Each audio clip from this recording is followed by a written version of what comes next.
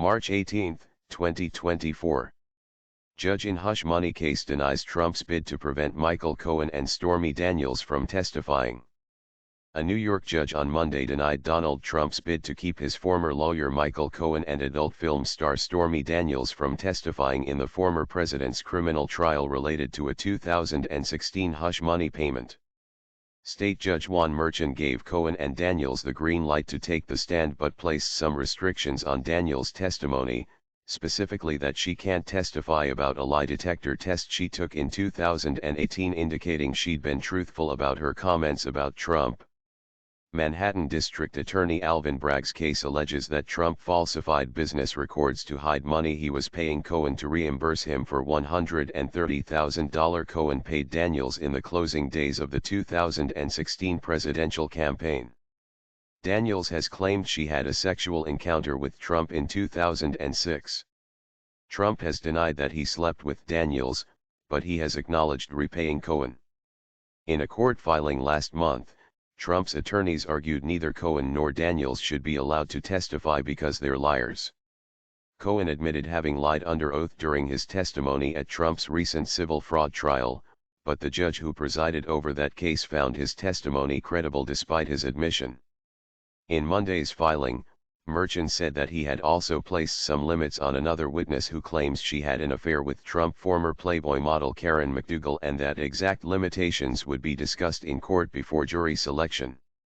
Trump, who has pleaded not guilty, has denied he had a relationship with McDougal, as well. Trump had more success in Merchan's filing with another piece of evidence he argued should be kept out of the trial, the Access Hollywood tape. In the 2005 hot mic audio, Trump could be heard saying he can grope women without their consent. The audio surfaced after Trump became the Republican nominee in 2016, and the DA's office has argued that the bad publicity spurred the payout to Daniels.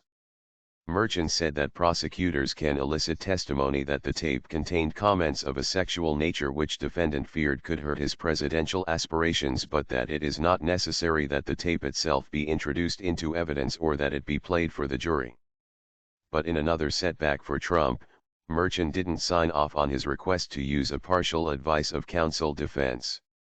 In a court filing last week, Trump's attorneys said they planned to argue their client didn't think he was doing anything wrong by paying Cohen back in transactions that were listed as legal fees because of his awareness that lawyers had been involved in the talks. They said Trump wasn't asserting a formal advice of counsel defense, which would entitle prosecutors to more information about his communications with his attorneys.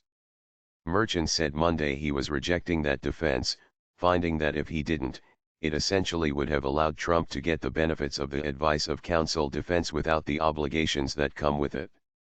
The result would undoubtedly be to confuse and mislead the jury. This court cannot endorse such a tactic, Merchan wrote. Trump's attorneys didn't immediately respond to a request for comment. Bragg's office declined to comment. It's still not crystal clear when the trial will start. It had been scheduled for March 25.